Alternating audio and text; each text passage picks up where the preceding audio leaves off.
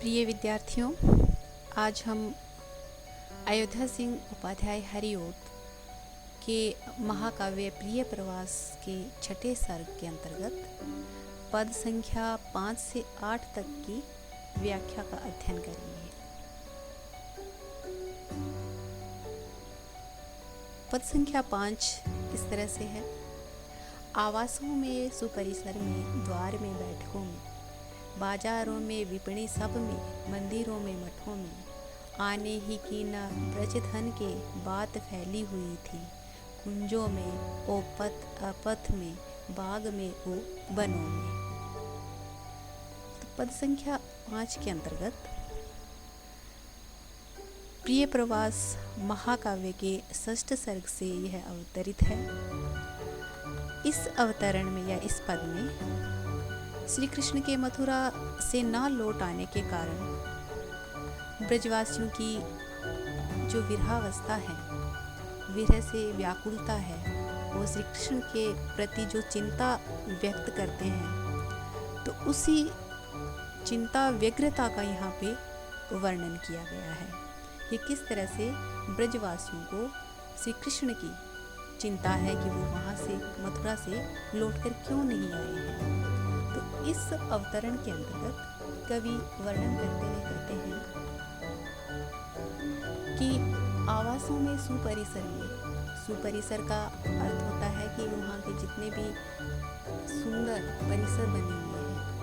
आवासों में अर्थात घरों में, सुपरिसर में अर्थात घरों के आगे का जो सुंदर परिसर बना हुआ होता है, चौगान जो होता है वहाँ पे, में, द्वार में, बैठकों में, अर्थात कि वहाँ के द्वारों पर, वहाँ की जहाँ पे बैठकें होती हैं वहाँ पर।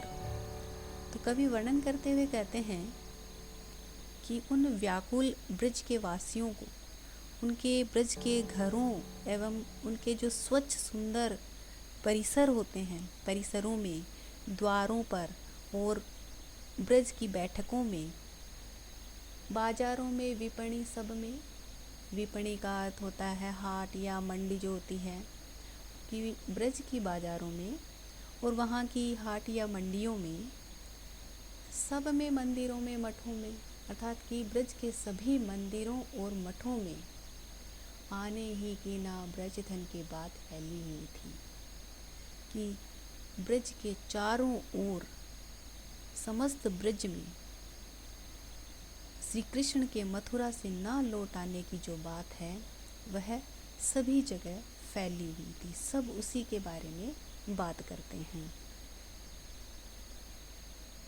कुंजों में, ओ पथ अपथ में, बाग में, ओ बनों में, ये वहाँ के जो रास्ते हैं और जो अच्छे रास्ते बने हुए हैं वहाँ पर भी, और अपथ अर्थात कि जो उबड़ खाबड़ या उजाड़ जो स्थान होता है, कि अच्छे जो रास्ते बने हुए हैं उनमें और उबड़ खाबड़ जो स्थान है उनमें, कुंजों में अर्थात कि बागों में, वहाँ के वनों में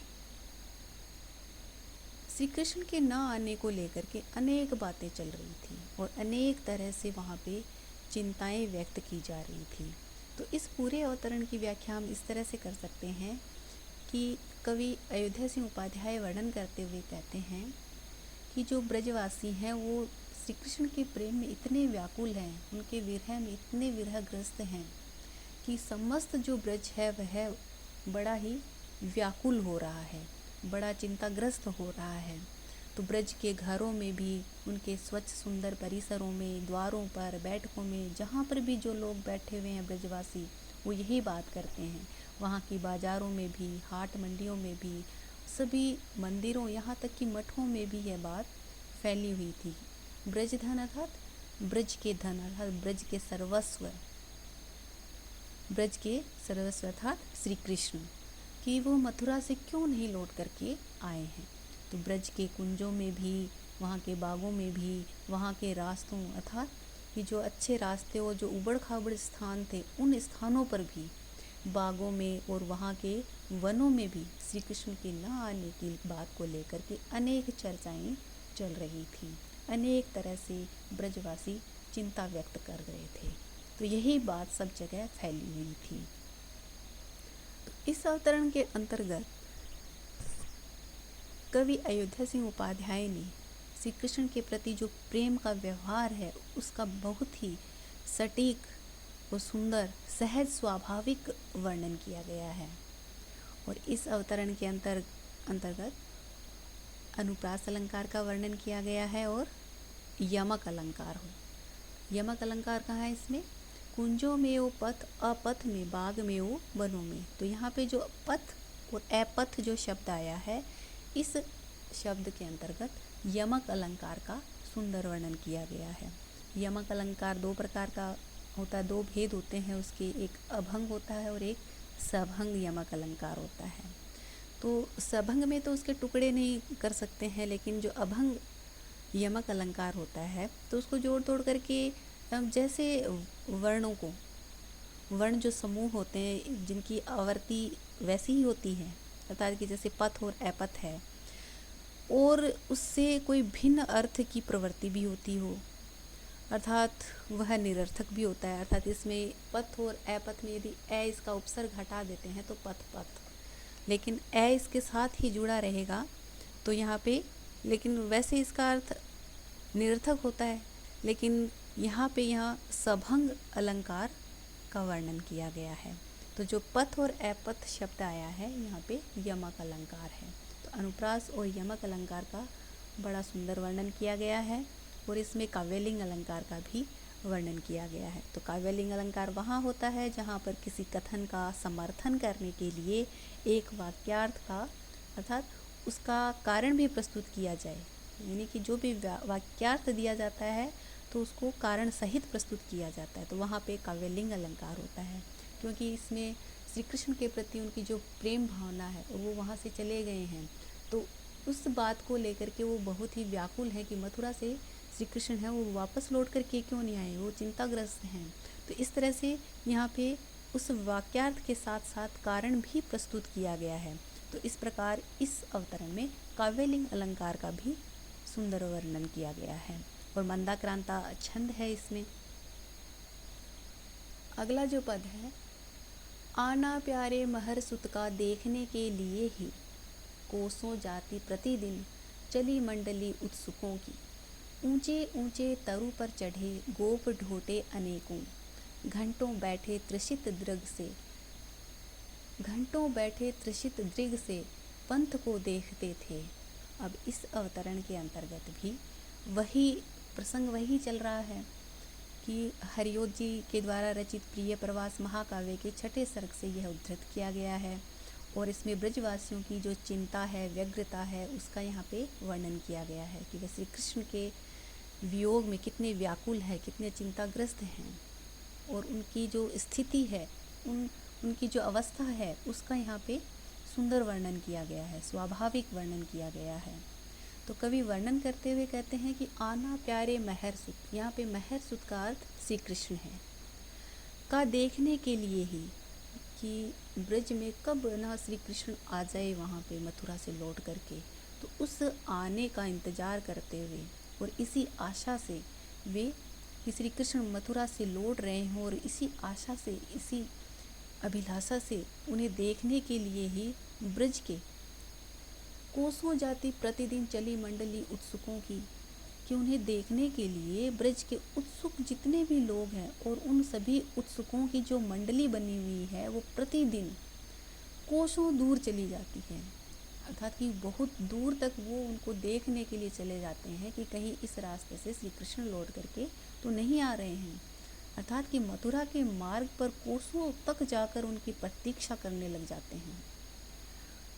ऊंचे ऊंचे तरु पर चढ़े गोप ढोटे अनेकों, गोप ढोटे अर्थात वहाँ के जो ग्वाल बाल हैं, ढोटे का अर्थ छोटे बालक, लड़के, कि कुछ ग्वालों के जो बालक हैं वह उसी मार्ग पर बने लगे हुए जो ऊंचे ऊंचे पेड़ हैं, वृक्ष हैं, तो उनके ऊपर वो चढ़ करके घंटों इंतज़ार करते रहते हैं, घंटों उनकी आंखें उसी रास्ते को निहारती रहती हैं। घंटों बैठे त्रिषित दृग से पंथ को देखते थे, पंथ अर्थात उनके आने का जो रास्ता है। त्रिषित दृग, त्रिषित का अर्थ होता है प्यासा, दृग का अर्थ होता है नेत्र, आँखें, नैन। वह जो ग्वाल बाल हैं वो ऊंचे ऊंचे वृक्षों पर बैठ करके, जिससे कि उनको जल्दी से श्री कृष्ण है वो दूर से भी आते हुए दिखाई दे दें, तो घंटों बैठ करके वो प्यासी आँखों से उस पथ को, उस रास्ते को, उस मार्ग को देखते रहते थे। यहाँ पे जो प्यासी आँखें हैं उनकी, अर्थात कि उनके दर्शनों की अभिलाषी जो आँखें हैं, वे उस पंथ को, उस रास्ते को निहारती रहती हैं। तो यहाँ पे घंटों बैठ कर के जो ग्वाल बाल हैं, अपनी तृषित उन श्री कृष्ण के दर्शनों की अभिलाषी जो प्यासी आँखें हैं, नेत्र हैं उनके, तो उसी रास्ते पर वो एकटक उस मार्ग को देखते रहते हैं, इंतज़ार करते रहते हैं। तो अर्थात कि गोप बालक बड़ी उत्सुकता से श्री कृष्ण के आगमन पर, उस पथ पर नज़रें जमाए रहते हैं, नज़रें गड़ाए रहते हैं कि कब श्री कृष्ण के दर्शन हो जाएं। तो इस प्रकार से इस अवतरण के अंतर्गत कविवर अयोध्या सिंह उपाध्याय ने उनके बहुत ही सुंदर प्रेम व्यवहार का बड़ा ही सहज स्वाभाविक वर्णन किया गया है कि श्री कृष्ण के प्रति उनका जो प्रेम है और उनके जाने के बाद वह कितने व्याकुल है, कितने चिंतित है, कितने उत्सुक है उनको देखने के लिए, उसका बड़ा ही स्वाभाविक सहज ब्रजभाषा में वर्णन किया गया है। इस अवतरण में भी अनुप्रास अलंकार का वर्णन हुआ है और यहाँ पे जो ऊंचे ऊंचे तरु पर चढ़े गोप ढोटे अनेकों, तो ऊंचे ऊंचे जो शब्द आया है, इन शब्दों में पुनरुक्ति प्रकाश अलंकार का वर्णन किया गया है। और त्रिषित दृग अर्थात कि प्यासी आँखें, तो इन दोनों ही शब्दों को जोड़ करके जो अर्थ निकलता है वह है दर्शनाभिलाषी आँखें, अर्थात कि उनको देखने के लिए तरसती हुई उनकी जो नेत्र हैं उनके। तो यहाँ पे लक्षणा शब्द शक्ति का प्रयोग किया गया है।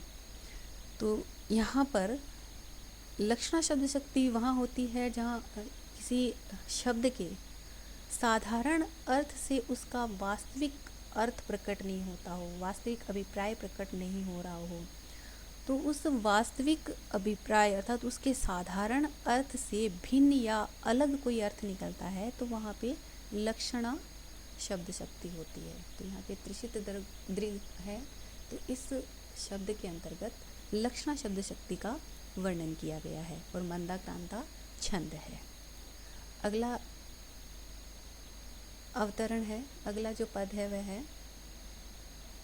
आके बैठी निज सदन की मुक्त ऊंची छतों में, मोखों में ओ पथ पर बने दिव्य वातायनों में, चिंता मग्ना विवश विकला उन्मना नारियों की, दो ही आंखें सहस बन के देखती पंथ को थी। तो इस अवतरण में भी ब्रज की जितनी भी चिंताग्रस्त विरहित जो गोपिकाएं थी, उन सभी का यहाँ पे सहज स्वाभाविक वर्णन किया गया है।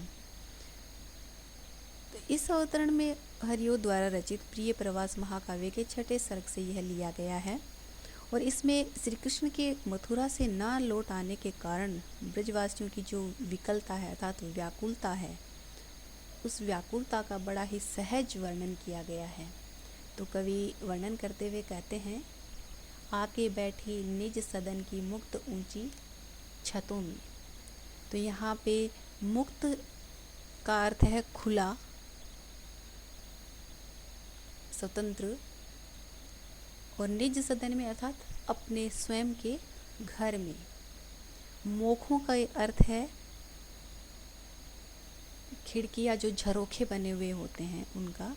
दिव्य वातायनों अर्थात खिड़कियाँ झरोखों में। चिंता मग्ना, चिंता में मग्न। विकला का अर्थ है व्याकुलता से युक्त। उन्मना अर्थात अनमने मन से जो बैठी हुई नारियां हैं उनका यहाँ पे वर्णन हुआ है।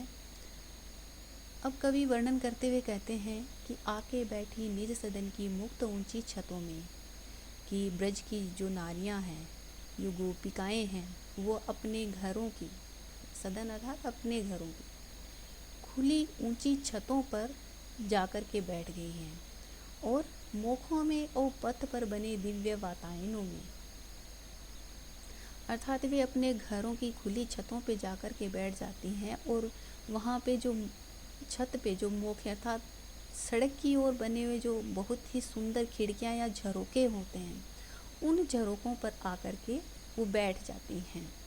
चिंता मग्ना विवश विकला उन्मना नारियों की, तो उन गोपिकाओं की, उन नारियों की, उन स्त्रियों की चिंता से ग्रस्त, विवश, व्याकुलता से युक्त और उन्मना अर्थात बेचैन मन से बैठी हुई जो नारियां हैं, उन नारियों की दोनों ही आंखें, दो ही आंखें सहस बन के देखती पंथ को थी कि दोनों ही आंखें श्री कृष्ण के लौट आने के मार्ग को अर्थात उस रास्ते को एकाग्रचित्त होकर के वह निहारती रहती हैं, देखती रहती हैं। इस अवतरण के अंतर्गत कविवर अयोध्या सिंह उपाध्याय ने उन सभी व्याकुलता से युक्त बेचैन मन वाली जितनी भी ब्रज की जो नारियां थी, उनकी उस सहज स्वाभाविक स्थिति का यहाँ पे वर्णन किया गया है कि वह विरह अवस्था में कितनी व्याकुल हैं, कितनी बेचैन हैं। श्री कृष्ण को देखने के लिए उनकी आंखें उसी पंथ को, उसी रास्ते को, उसी मार्ग को कैसे निहारती रहती हैं, देखती रहती हैं। तो यहाँ पे ब्रजवासियों की जो बेचैनी की जो दशा है, वह बड़ा ही उसका स्वाभाविक वर्णन किया गया है। तो इस अवतरण में भी अनुप्रास अलंकार का वर्णन हुआ है और इसमें भी काव्यलिंग अलंकार है। तो काव्यलिंग अलंकार कहाँ होता है वो मैंने अभी बताया है आपको। तो अगला जो पद है, आके कागा यदि सदन में बैठता था कहीं भी, तो तनवंगी उस सदन की यूं उसे थी सुनाती।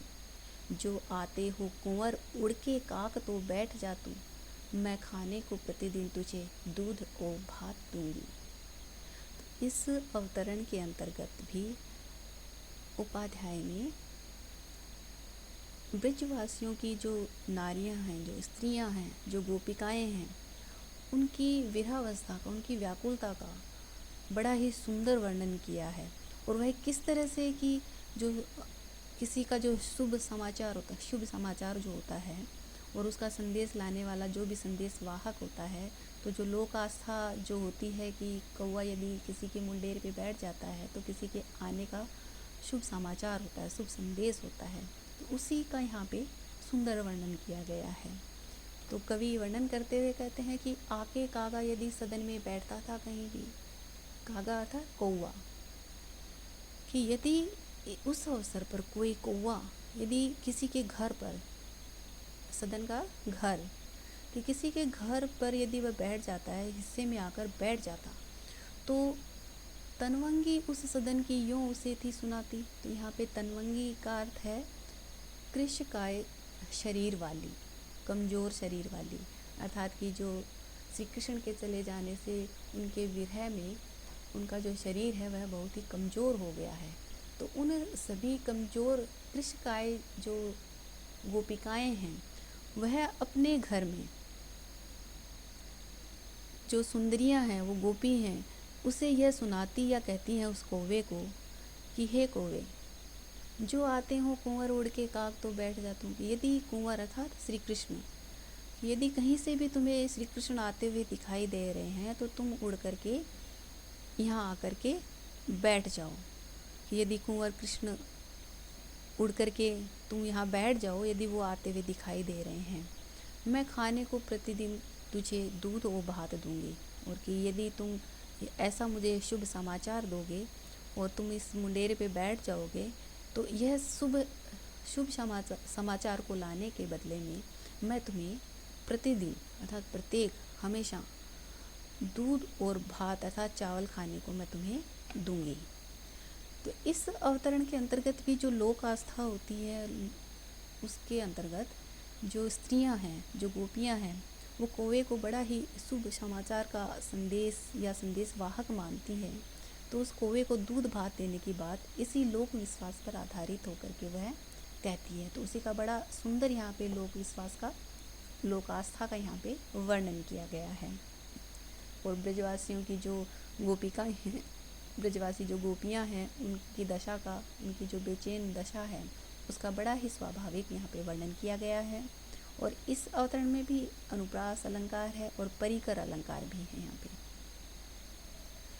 और काव्यलिंग अलंकार का बड़ा सुंदर वर्णन किया गया है। तो परिकर अलंकार वहाँ होता है